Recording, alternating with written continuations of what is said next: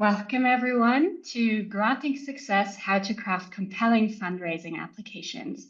I'm happy to be here today with two of the 2024 seed grantees, Amir and Princess, as well as my colleague, Martina. Can we move to the next slide, please?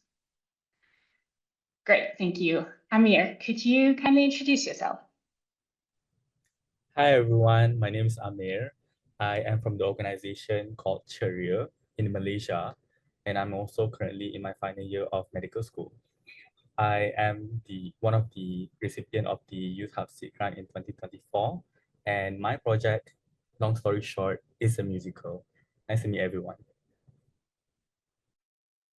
Thanks, Amir. Princess, could you go next? Hello, everyone. Good morning, good afternoon, good evening, wherever you are in the world. I am Princess Jawan Durbin. I am a graduate student studying global health equity at Meharry Medical College's School of Global Health. I'm also International Aid Society Young Leader and Youth Hub recipient for the 2024 year as well. My project was is the Atlanta Kiki Scene Leaders Fellowship, working to provide wraparound supportive services and peer-to-peer support to young folks in Atlanta, Georgia. And I'm in the United States as well. Pleasure to be with you all this morning. Thank you, Princess. Martina, could you introduce yourself? Yes, thank you, Daria. Hi, everyone. My name is Martina Terenzi, and I work with Daria at the IAF. I'm Associate Project Manager on the scholarship project, but today I'm here to support the Q&A section with moderation. And I'm very happy of being here today with you. Thank you, Martina. And my name is Daria Besting. I manage the Youth Hub here at the International Aid Society. So could we move to the next slide? What you can expect from today is you will get an overview of how to prepare and craft impactful grant applications. You will learn a bit more about the Youth Hub Seed Grant application process. You will therefore also understand more how you can use the motivation and skills questions, as well as the project plan and recommendation letter for your application. We will then touch on the selection criteria for the Youth Hub Seed Grant program, and we will end with a Q&A with the panel. You can write your questions in the Q&A box for that and vote any questions up that you think are most interesting. And please note that all the questions have to go in the Q&A box and not in the chat. So without further ado, I hand over to you, Amir. Okay, so I will be taking you through 3 sections: how to prepare, how to craft, and what is the organization expecting from you. And I hope this webinar will be fruitful for everyone because my journey with this program has been a fundamental change in my life, and I hope it will impact you too. So without further ado, how to prepare for a grant application. So grant applications are highly competitive, and often you will need to gather multiple documents to submit. So a well-organized approach is necessary. Prepare well in advance and don't leave it to the last minute. Make a plan on when and how to get the needed documents. Some people find it useful to answer the questions in a Word document first before putting them in the system. See what works for you and exchange strategies with your colleagues and peers. Also, take technical difficulties into consideration. If you have any issues uploading any documents or submitting your application, it's good to know early so that you can inform the organization. Please emphasize the importance of preparation in the scholarship application process. Secondly, read the eligibility criteria and application guidelines thoroughly. There is no use in investing all this time into a grant application that you are not even eligible for. So the application guidelines will help you to tailor your application to this specific call for applications, and it will give you an idea on how successful applications are selected. Utilize the experience of your host organization. This will also give you an idea on how it will be like to work with them as your host organization. And thirdly, obtain a specific and strong support letter. Choose the right host organization and mentor for your project. They need to know you and the project well. They also need to have the capacity and the willingness to support you throughout the project. Offer your mentor or your host organization a checklist or a guide for them to follow. It is important that they are too clear and specific. So, next slide. Now that you've prepared how to craft an impactful application. So, firstly, each call for applications is different and has a specific application format and focus area. As we've discussed in the previous slide, it is important for you to familiarize yourself to the format well in advance. Each organization and grant also has a specific focus area. Tailor your project to match the specific goals and priorities of the grant.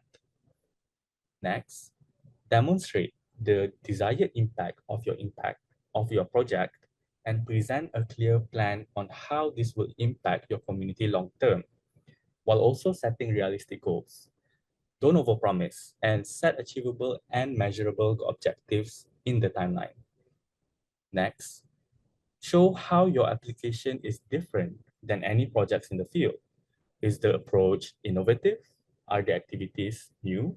Are you translating interventions to a different target audience? Show how your innovation addresses specific challenges or gaps in the field. Some people use AI for their grant applications. We strongly discourage this. On one hand, because some organizations will immediately invalidate your application. And secondly, because an AI-generated application will not be tailored to your project, and therefore, it would not be successful regardless. Next, be clear, specific, and realistic. Ensure you communicate well and proofread your application. It might be useful to view UNAIDS language guide for this part. Be specific in each section.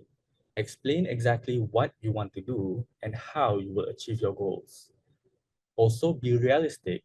Don't overcompromise. Be realistic in what you aim to achieve in the grant period. And lastly, imagine if you were the reviewer. Based on the application guidelines, how will the applications be reviewed? Make it as easy as possible for the reviewer to understand your project and make a case for you. Next slide. So, what is the organization going to be expecting from you? First, you will be asked 2 motivational questions to help us understand why you want to be an IAS young leader and how you envision making a positive impact for young people in the HIV response. Next, you will be asked 2 CV questions to help us learn more about your skills and experience in the HIV response. Next, you will also be asked 6 project proposal questions designed to provide us with project details, typically found in a project plan. Next, you will be also asked to upload a letter of recommendation from your host organization. That letter must demonstrate the host organization's commitment and capacity to support you throughout a clearly defined plan. The letter of recommendation must also include an overview of the organization's areas of work and how the proposed project fits into its current strategy. Your prospective mentor must prepare the letter of recommendation using the official letterhead of your whole host organization, company, or institution. And all letters must be written in English and be a maximum of 2 pages in PDF format. And lastly, you will be asked to upload a completed budget template with the expenses listed in USD. Please be advised that only applicants who are using the specified budget template will be considered. Any submissions with alternative budget templates will automatically be rejected. So I will pass the next section to Daria. Thank you, Amir. So I will be be going into more of the specifics of each section of the Youth Hub Seed Grant Program application, as well as provide some effective and ineffective examples. You will have access to the slides after the meeting, so you can revisit all of these points and examples. So for the motivation and CV questions, firstly, it's important to think about your ambition, your story, and your community impact. Because for us, it's really important that we see what is your motivation in general to be to be implementing a project and to be working in the HIV response, but more specifically also why this project, why this program. So really tell a story with this and show us how this will have an impact on your community. Then in the CV questions, we're interested in your skills, your achievements, your engagement in the HIV response. This is a program for young people, so we don't expect years and years of experience, but we want to see that you've been engaging with this cause for some time and you're really motivated. You gained a little bit of experience, so really ensure you share that with us. And then lastly, we also want to see what makes you unique, because all of us, we have our unique journeys and we have something specific we can give. So really show us that, because you have to remember, we don't know you. We only get a snippet in this application. So really try to focus on that. And now we will see some examples. So here you can see that the applicant starts with thanking for this opportunity, which is unfortunately irrelevant information. We have a very strict word count to ensure every word counts. So you really use the space you have to share that with us. We can also see here today, I came across the opportunity. It shows that you haven't really considered it for very long. Then many young people, one of the diseases, which is HIV, is just not very specific. It doesn't tell us a lot about you. So we can see here that it doesn't really give us that much. Whereas in the second example, we see here there's a personal touch. And while you don't have to include a personal story, this is just an example of how you can link that and give us immediately a better understanding where you're coming from and how you draw from experience, and how that then informs what specific topic you're focusing on, what we can see here with the multifaceted stigma. Then we see a specific community that is centered in this application, which is young women in this case. We see a specific goal, and we also see how the IAS Youth Hub fits into that. So this is a really nice application from a year ago. So here we have the experience, and in general, we just see it's very vague. A few years, they've been active, collaborated, they've had challenges, and the initiative they did was popular. We don't really understand what this person has been doing. Again, it doesn't give us a full picture.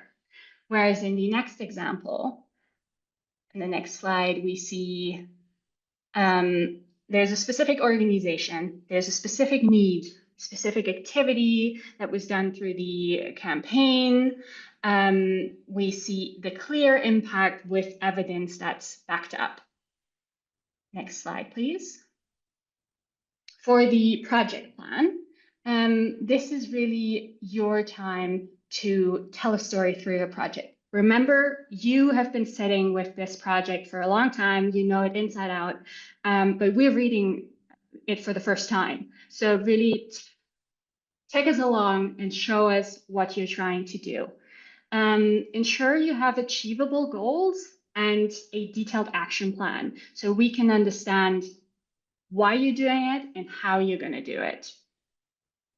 It's also important that you explain how you will measure success, and that can be through quantitative or qualitative indicators. So we see what success would look like for your project. And then lastly, this is really important, please ensure you have a sustainability strategy, because the Sea Grant is just a program of 6 months. It's really not that long, but we want to ensure that this has a lasting impact on you and your community. And while it doesn't have to be completely figured out yet, we want to see that this is something that you have taken into consideration and you're working on. So we see some examples here. So we start with the context. Again, you know your context, we don't. So ensure we know why this is important and where you are.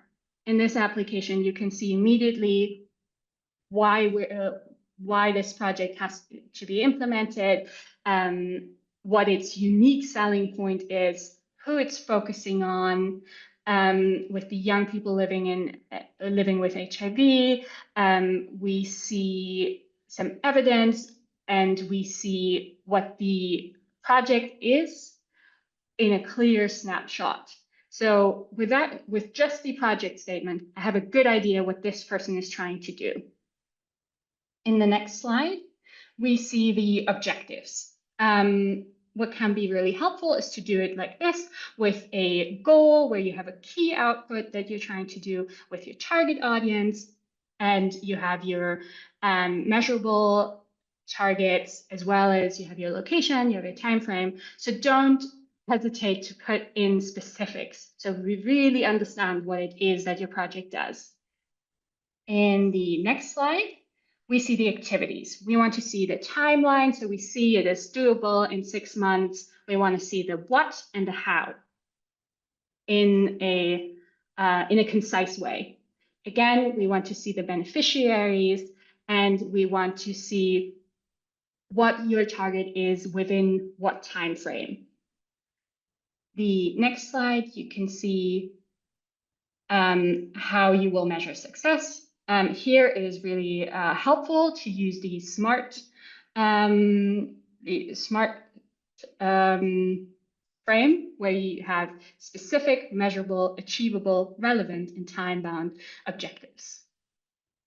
Then for the next slide, we have our sustainability aspect. So here we can see the applicant is considering how they can use collaborations for sustainability. They've already identified specific partners and how that will then create lasting impact. For the next section, which is the host organization letter, it is really important that you put enough effort into ensuring you, your mentor, your host organization are on the same page, and you submit a letter of recommendation that isn't only focusing on why you should implement the project, but demonstrate the capacity of the host organization to support you. Because you have to remember, the IAS can't be there for every project on a day-to-day implementation basis. So we need a trusted partner that can then support you. And that is also through a mentor. So we need to see that you have an identified mentor and you have a mentorship plan, so you are supported. And then lastly, there comes in the aspect of recommendation, where they also say why they're supporting you. But that is just one part of your letter. And so in the next slide, we see an example where firstly, the organization doesn't explain anything about themselves. So again, we don't know every organization, so we need a little bit of background information, what they do, what their objectives are, and these types of things. Then we see willing to support her in all ramifications. It's very generic, doesn't give us any idea. And on the third paragraph, we see it's just very vague. So it's also not clear if the host organization is actually aware of what the applicant is applying for and what the project is. And then lastly, we see spelling mistakes. So it just seems like there wasn't put enough effort in. And then it makes us question how supportive they will actually be when you need them, if/when you face challenges in your project. Whereas the next example you see, we see the clear link to the organizational strategy and their objectives. We see that there's a plan to logistically support the applicant. We already have an identified mentor, and also the organization explains what the benefit would be for the applicant through their mentorship. For the next slide, we have the budget template. So in the budget template, we get a chance to see how feasible your project is with the grant you would be receiving. And we see what each activity would cost roughly. Please ensure that it's tidy and it reflects your project completely. All expenses have to be listed in US dollars and add up in the end to 10,000 US dollars. Everything above that will make the application ineligible. Then, this is also really important, we have a budget template that you need to stick to. All applications that don't use the provided budget template are ineligible. And now I hand over to you, Princess, to talk about the selection criteria. Thank you, Daria. So the Youth Hub Seed Grant application will be based on 5 selection criteria, which include your project plan, the project sustainability, as Daria said earlier, the strength of youth engagement, so your direct engagement with young people, leadership qualities, and the capacity of the host organization. So it is really important to make sure that you all familiarize yourself with the selection criteria early on, as in right now, to ensure that you hit each and every one. And so once you have finished your application, look at it holistically and ask yourself if you've hit all of the selection criteria extremely clearly. So if you're in doubt, put yourself in the shoes of the person that's going to be reviewing your application. Remember, what seems obvious to you may not be obvious to an outsider. So look at it with a more objective lens. Also consider asking an external contact to review your application and look at how well it hits the selection criteria. And so now looking at each criteria specifically. So we have the project plan, the strength of the project plan. The reviewer will be asking themselves, does the applicant clearly articulate a problem statement? So the problem need. What are the project objectives and what activities will help you reach them? And then how does the project plan to measure success? And so the strongest applications will provide a clear snapshot of the project, as Daria went through specifically, including activities and expected results and outcomes, while telling a clear and compelling story of why your innovation should be implemented. Next slide, please. And so we're now looking at the evidence of project sustainability. So reviewers will be looking for, specifically, does your project leverage funds from other organizations? Is the applicant starting from scratch, or have they already made progress towards the goals of this project? How does the application demonstrate that grant funds will be made a catalytic difference to the trajectory of the project? So essentially, how will the seed grant will be able to further the mission and the work that you're doing? And strong applications will also have a specific plan for continued impact.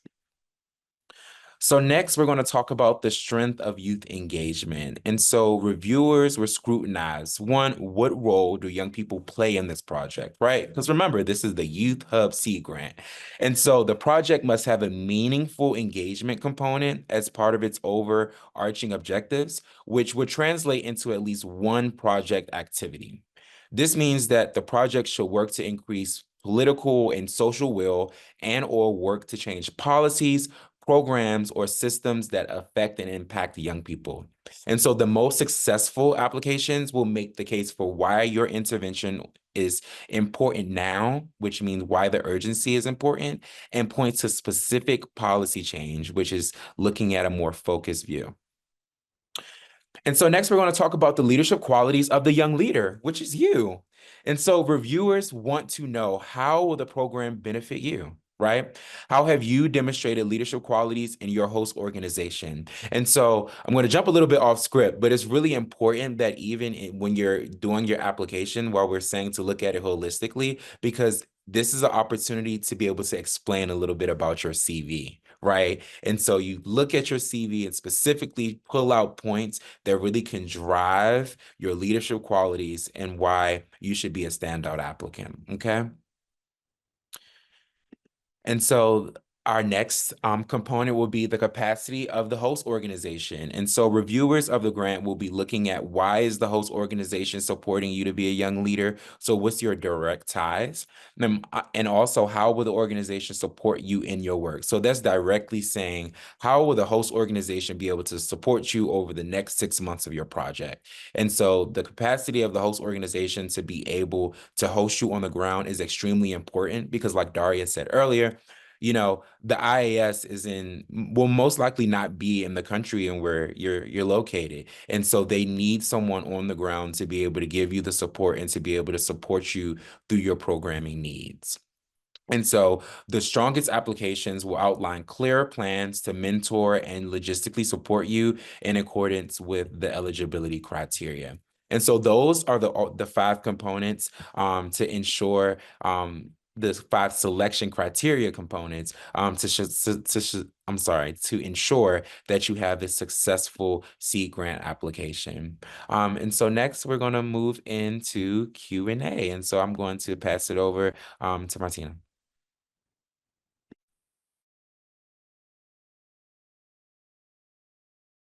Thank you so much to our wonderful panelists, Amir, Daya, and Princess.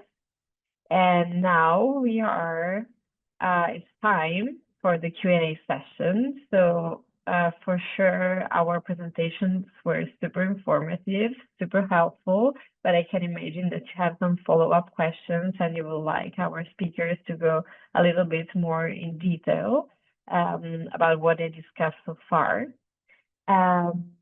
And they're here to answer your questions.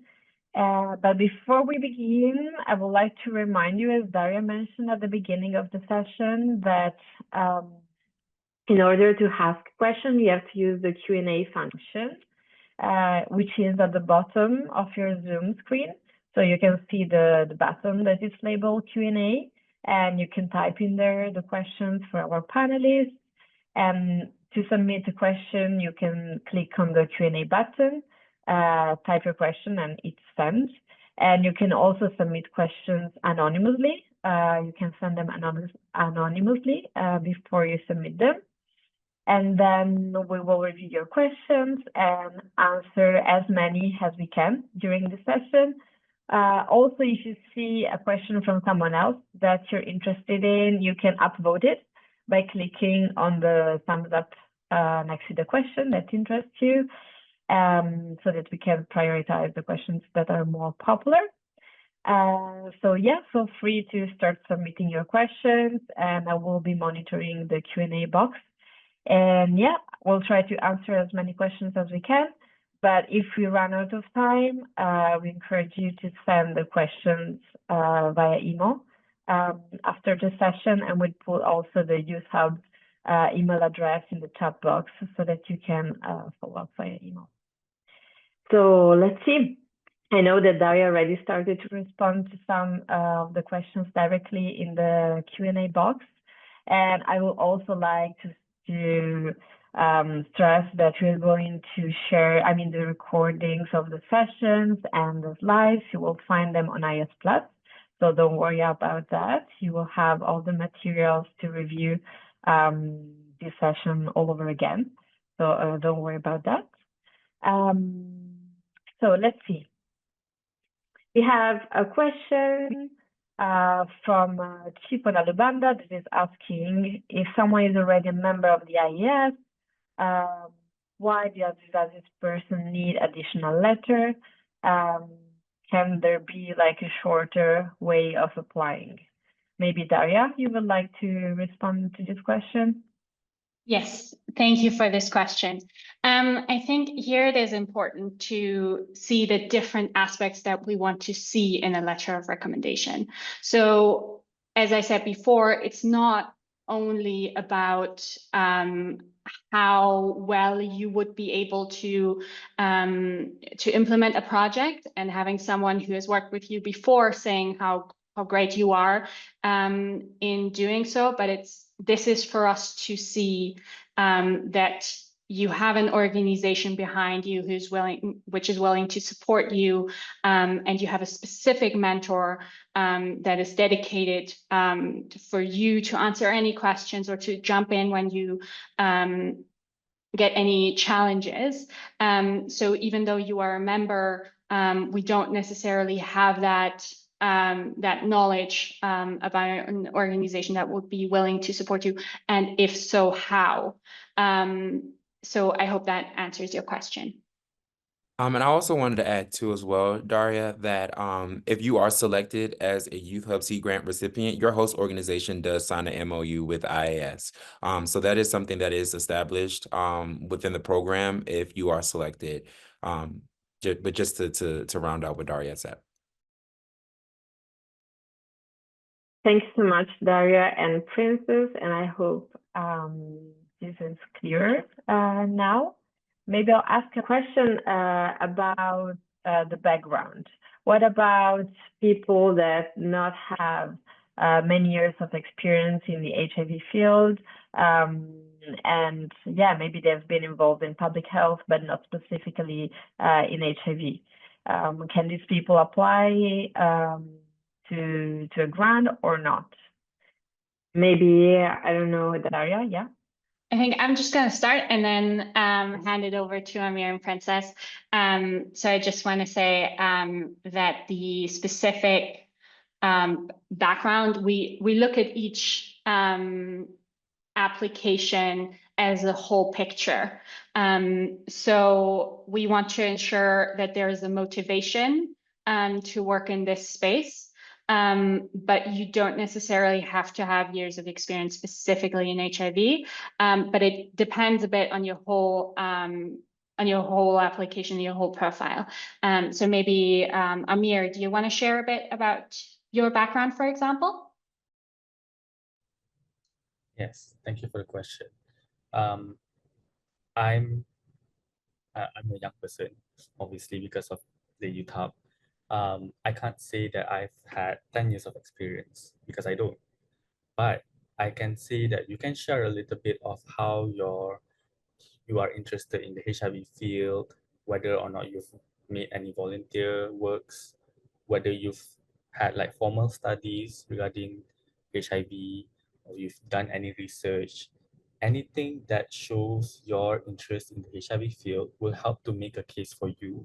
So it doesn't necessarily have to be like, let's say, a job that you were taking as your experience. It can be anything that shows your interest towards the HIV field, and that's sort of what I did as well. I am a medical student, so I did formally study HIV, and that's what inspired me to be in the HIV field. And subsequently, I joined like volunteering activities. I worked with certain HIV organizations, NGOs, and that helped to make a case for me. So yeah, that's a little bit of background of me. I'll pass to Princess if you have anything to add. Yeah, Mayor, I would say I actually do have a lot of experience in the HIV field. I have almost 9 going on 10 years. I've been doing this work since I was 17. But I think that there is a like transferable skills in terms of your experience as a leader in whatever capacity is important, right? Obviously, if you're applying for the Youth Hub Sea Grant, you have a youth-led solution that you're looking to implement. And so you know, it's really what the Youth Hub app, the reviewers are looking for is really just evidence to support that, you know, you are able to produce quality and do what it is that you put in your application that you're saying you're going to do.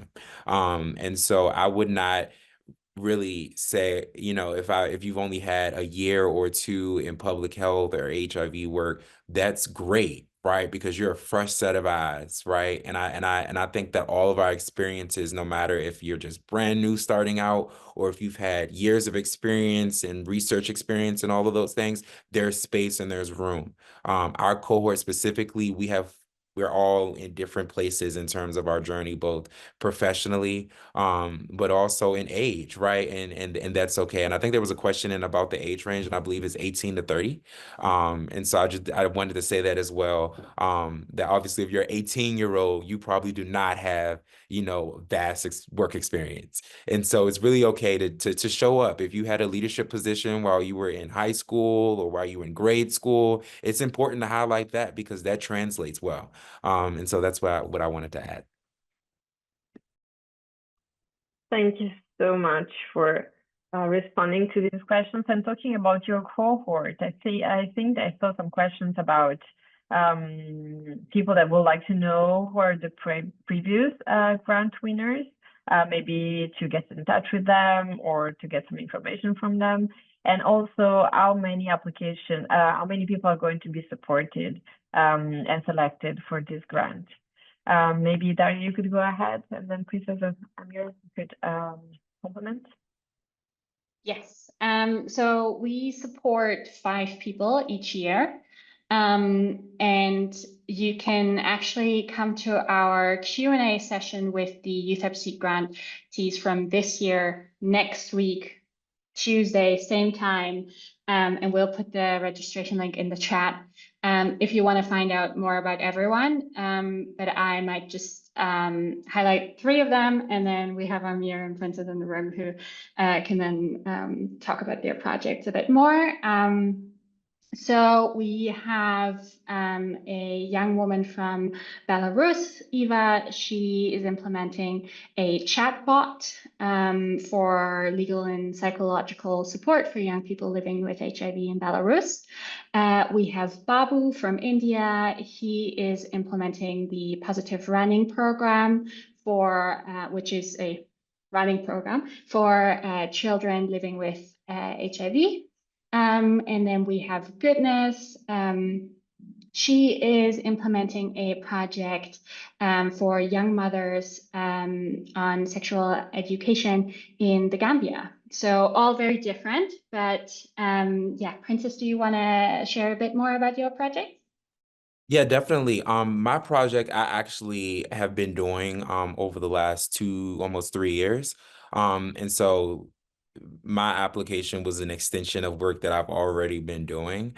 But essentially it's called the Atlanta Kiki Scene Leaders Fellowship. And it's specifically focusing on young adults in the ballroom scene in Atlanta, Georgia, and empowering them to become peer-to-peer support navigators for the community. And so we have been engaging our fellows in a cohort style to amplify their voices and the work and their leadership qualities, but also to equip them with the knowledge that they need to be PrEP navigators, as well as to be informed about HIV health equity issues.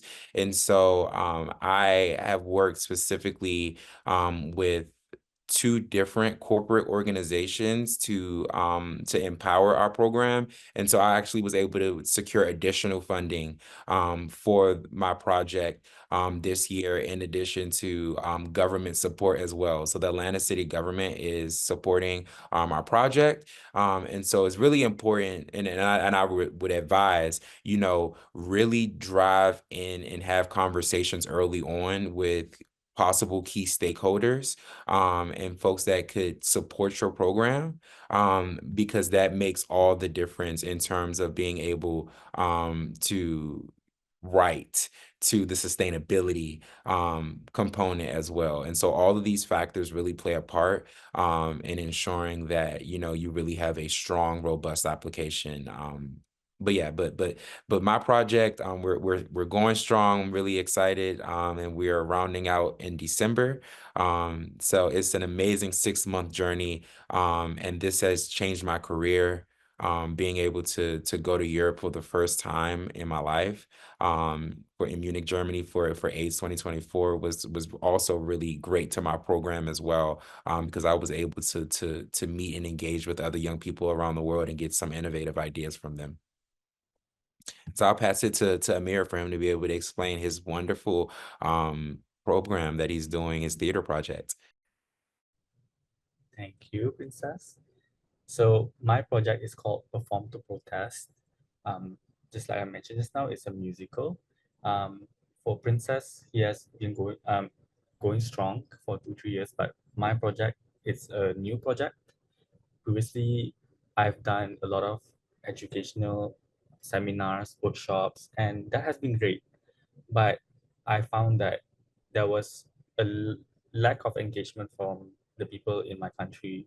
And subsequently, I tried something new, which is a concert, and that had great engagement. There was 400 people who came to the concert. They were very moved with all the performances, and I thought that was something that can engage with the young people in my local setting, and hence why I gave birth to this new project and was supported by the Youth Hub Seed Grant. So just to give some inspiration for those who are just starting and want to apply for this program, I'm proof that you can make it as well. So a little bit background about my project. It's a musical, so we are using theater-based approaches that we uplift people with lived experiences, and we culminate the voices of young key populations, and to incorporate it into the script writing, to the music composition, and we want to use compelling storytelling to share the stories of these young key populations. So a little bit background about my country. In Malaysia, it's illegal to be certain key populations such as men who have sex with men. It's illegal if you are a person who inject drugs. It's illegal to be a sex worker in my country. And on top of that, young people in general are just not really invited to decision-making spaces, no matter if it's in the HIV field or not. So both of that is the reason why the young people here are so either shy or afraid to speak up about their opinion. So the title of the project, Perform to Protest, is in a way our way of protesting to the country that we are not here to be silent, but we are also channeling our voices into performances that can be more understand by a wider range of audience. So through these performances, we are hoping to move people to hear out the stories of people with lived experiences. And it's going to be implemented next month in conjunction with World AIDS Day 2024. Very excited for it. We've been doing a lot of planning for it. And this program really elevated what I initially planned and made it into not just a reality, but a bigger thing that I expected it to be. And it has been a great journey. I get to meet Princess. It was also my first time in Europe, a bit daunting, but very fun program to be in. So it won't just boost your growth in your career, but it also lets you the platform to experience new things. And I think that's very exciting. Thank you. Thank you so much, Mir. Thank you, Princess. Thank you, Daria. As you can hear, the project can be very different, but all like super interesting, super inspiring. So you can see that you can really space from a different field and way of implementing. And it's really your project. It's tailored about you, but it can all be a good fit for this grant. And if you have more questions for previous grantees, Daria just shared in the chat the link to the webinar that will take place next week, in which you will see another other grantees, and you will have a little bit more inspiration about their projects. And you can also see that Daria put the guidelines in the chat, the application guidelines. And also I've seen quite a lot of questions about budget and the budget template, so you will find everything in there.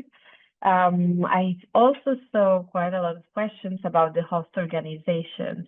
So maybe we could clarify what is a host, what is considered as a valid host organization, if it has to be formal, if it has to be registered, if a hospital can work as a host organization, if a grassroots organization can be considered a host organization, and for example, also organizations that are not youth-focused can still be considered for the role.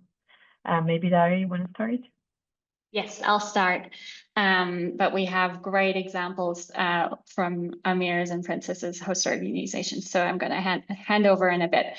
But just to say, so your host organization, what is the role? What is a host organization to start with?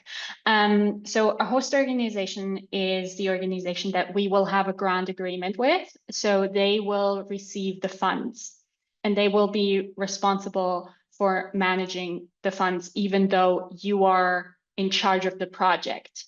But to ensure that a trusted organization receives the funds, just because to ensure due diligence, we also want to ensure they are a registered organization, and there are some due diligence processes and documents that they will need to submit once you are accepted into the program.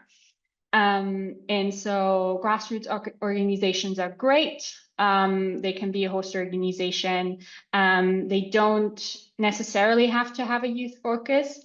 It is important for you to have a good fit. So you know which organization would be useful for you to be supportive, who you maybe have a good working relationship with, and that also hospitals can be also eligible for being a host organization. So it really depends on your case. And just to highlight that point, we have very different host organizations from Princess's project versus Amir's project.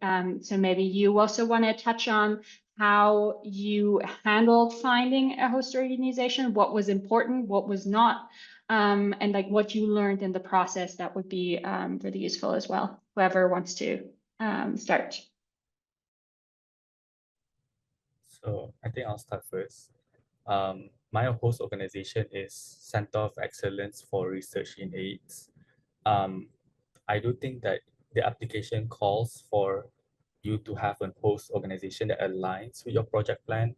So in a way, that kind of tells that host organization needs to be in a way focused in AIDS and HIV work. So that's one. And also my mentor, Dr. Anjana, is from Nigeria. They have been absolutely amazing with supporting me. Dr. Anjana knows me personally even before I even think of applying for this grant. And she saw how this could really propel my career and my project. And that alone is already enough for her to support me. Not only you need someone that is professional, you also need someone who I feel like I would suggest you to find someone who knows you personally and can support you personally as well. So what have they done for me? They are a organization that produces a lot of research in HIV and AIDS. That alone already gives me a lot of like articles that I can read on. I think I even cited one of their work in my application because it's already there. So it gives me better understanding of my local setting. That's one. Two, they gave me capacity building sessions for me to apply for this grant.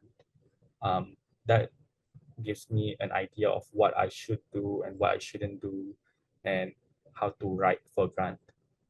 Thirdly, Dr. Anjana works in the same building as me, so there were a lot of moments in my project where there were urgent needs or a crisis, let's say. And it's very useful to have someone that is accessible to you, because I can just give her a text, can we have a meeting tomorrow, because this is very important and urgent for us to solve the issue. And she was always there to hear me out and give me solutions to the problems in my project. Um, those are some ways that you can have your host organization to support you. She also does sometimes weekly, sometimes bi-weekly meetings for me just for updates, because as Daria said, IS can't be there for you all the time. You need to have someone who is close to you that you can reach, and they can keep track of your progress. Because if you don't, you might be lost, and there's nobody for you to um, either get motivation from or remind you to complete certain tasks. Um, that's how Cheerier has been very helpful to me. Yeah, how about you, Princess? Yeah, definitely. I would say that my journey is a little different. My host organization is not at all a public health affiliated organization. They're a nonprofit that's focused on sending Black, gay, queer men to historically Black colleges and universities. That's really no alignment with HIV work. But my mentor, a part of that, my mentor, who is the CEO of the nonprofit, I actually am the first scholarship recipient. So I've been a part of the organization since I was 17. So they've been with me since I started, all of my work. But specifically my mentor for my project, to me is the most important aspect aside from my host organization. Because like I said earlier, I've done a lot of work. I looked and approached the host organization personally as a fiscal sponsor, simply because, I have already been doing the work, and my mentor specifically is coming in to support me as I implement my program versus the host organization supporting me. And so I know that the Youth Hub C grant is just looking for that wraparound. And so as long as you're able to explain kind of how your organization, your host organization is connected to you, and how they support you, there is extreme flexibility, to ensure that you are supported you and your project and other young people that are going to be a part of your project are supported in the best way. So if that is having possibly, the organization that you work with being, your host organization, because they're more familiar and they're more accessible, that's great, right? Or if it's you want to work with another organization because you can see the synergy, that's also great as well. But just being able to ensure that they have the capacity to be able to support you over the next 6 months, because that is truly, truly, truly, truly important. Thank you so much. Yeah, as you can see, there are different types of organizations, and as Princess was saying, a mentor can also really support you in this. And I see that we are almost running out of time. I just wanted to ask maybe another question to Amir, since he touched base on this during the presentation about AI use. So is the use of AI accepted in the preparation of the application? And if yes, to what extent? Can you clarify these to our audience? Thank you. For the question. Yeah, in my presentation, I did strongly discourage AI use in the application. I personally did not use AI for my application, because it's essentially written by, in a way, a robot or a technology that is not you. You are a complex person, you are a unique person, I'm sure you are, and everyone's application is different, and that's what makes it exciting. Um, it has to have that personal touch, I feel, and it can only come from you and not AI. So I would highly discourage you to use AI to write your grant. However, I can see the benefit of it, such as like providing you a structure on how to start writing application, or yeah, to give you things that you should look out for your application rather than actually writing it yourself itself. It should give you some guidance to find certain articles that can work in your favor, that you can read up on and use as an evidence for your statements. But yeah, those are some ways that I think AI could help, but I highly discourage for you to use it to write the application itself. Sorry. Yeah, I wanted to add if I could. AI usage just in terms of overall for applications, right? Like Amir said, you want that personal human touch, and AI really is really it is no way to kind of humanize. Like it's no emotion, within, the AI language in terms of when you just give it a prompt to write. So I would highly stay away from using AI to produce content. But as we spoke to earlier about, set of eyes or resources, right? AI could be useful once you've already written your application to then push it through to say, based on the criteria, did I hit key points, right? And so really stay away from content because we want to hear from you directly. And, someone that is in the field, if I'm reading something, I can personally tell when I'm reading something that is AI generated. And so you want to steer extremely clear of that because you don't want someone to see that and then see that you took a shortcut. Because this grant is not an opportunity to take a shortcut, especially when you're dealing with and empowering young people. We have to be full steam ahead. And so again, like I said, stay away from content, but just in terms of having another set of eyes to ensure that you've hit key points, I don't see an issue with that. Thank you so much, Amir and Princess. And if I can add, during Daria's presentation as well, it was very clear that what we valued are very specific applications, very personal, very detailed, and very context specific. So it's not something that an AI can do. And we read and we screen a lot of applications. So we see when there are a lot of applications that look like each other, unfortunately, because the AI always takes data from the same database.